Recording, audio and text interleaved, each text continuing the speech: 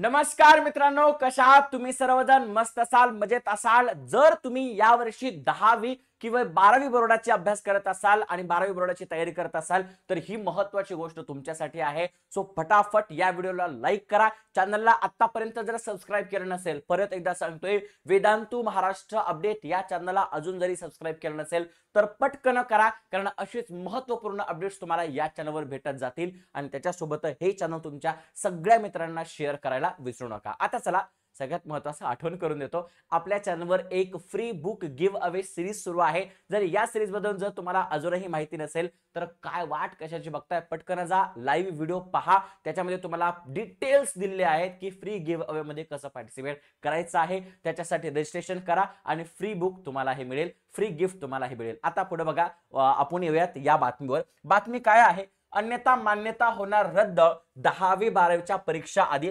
बोर्डाचा मोठा निर्णय. ओके, अन्यथा मान्यता होणार रद्द, क्या बात है. 10वी 12वी परीक्षांच्या आधी मोठा निर्णय. दिली 15 दिवसांची मुदत. कशाची मुदत दिली? मुदत दिली ते सुद्धा आपण बघणार आहोत.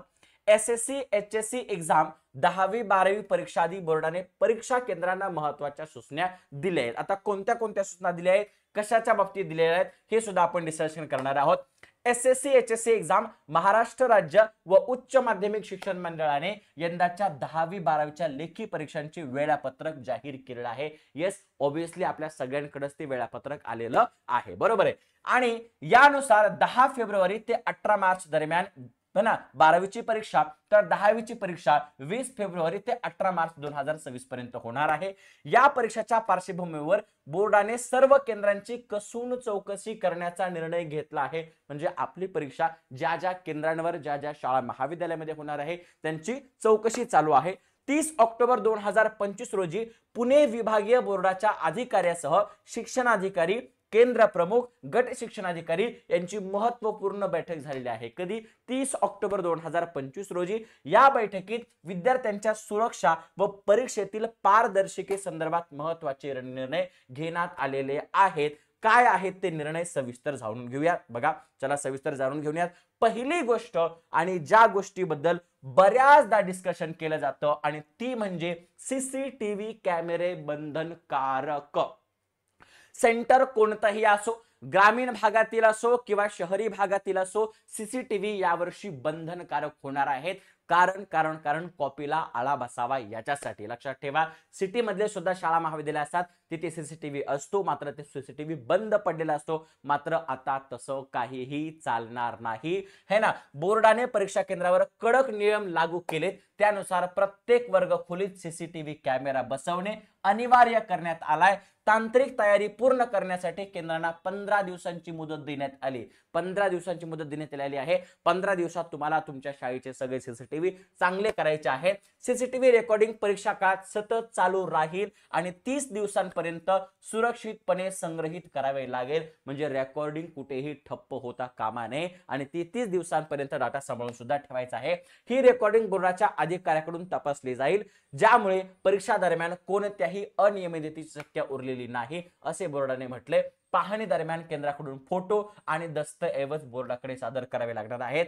तसेच बोर्डाचे अधिकारी अचानक भेटी देऊन प्रत्यक्ष तपासणी करणार आहेत. वारंवार आढळून येणाऱ्या कॉपी प्रकरणाच्या पार्श्वभूमीवर हा निर्णय घेण्यात आलेला आहे. कारण महाराष्ट्रामध्ये कॉपीला खूप खूप जास्त सोंग फुटलेला आहे. त्याच्यामुळे कॉपी बंद करण्याचा हा महत्त्वाचा निर्णय घेतलेला आहे. त्याच्यामुळे कॉपी बहादरांनो, आत्ताच सावध राहा, कारण यावर्षी कॉपी तर होणार नाही. पुन्हा शाळांच्या संरक्षण भिंती संदर्भात अट. आता शाळांच्या भिंती म्हणजे काय? Compound wall. कंपाऊंड वॉल बद्दल काय घटना सांगितलेल्या आहेत? परीक्षा केंद्र म्हणून नोंदणीकृत शाळांना पक्की संरक्षक भिंत असणे ही सक्तीचे करण्यात आलेलं आहे. म्हणजे कंपाऊंड वॉल असणं गरजेचं आहे. ही भिंत विद्यार्थ्यांच्या सुरक्षेसाठी व परीक्षा केंद्राच्या गोपनीयतेसाठी महत्त्वाचे ठरणार आहे. तसेच स्वच्छतागृह, पाण्याची पुरेशी सोय, है ना, या सगळ्या गोष्टी असणं महत्त्वाचं आहे. कॉपी प्रतिबंधासाठी बोर्डाची कठोर पावलं. कॉपी होणार नाही याची सगळे जास्त महत्त्वाची काळजी घेणार आहेत, है ना. मोबाईल कॅमेराचा वापर करण्यात आला होता, पण आता पूर्ण डिजिटल वॉच असणार आहे, है ना. सगळ्या गोष्टी आपण इथं बघणार आहोत, बरोबर आहे, केलेल्या आहेत. वाचता येईल तुम्हाला.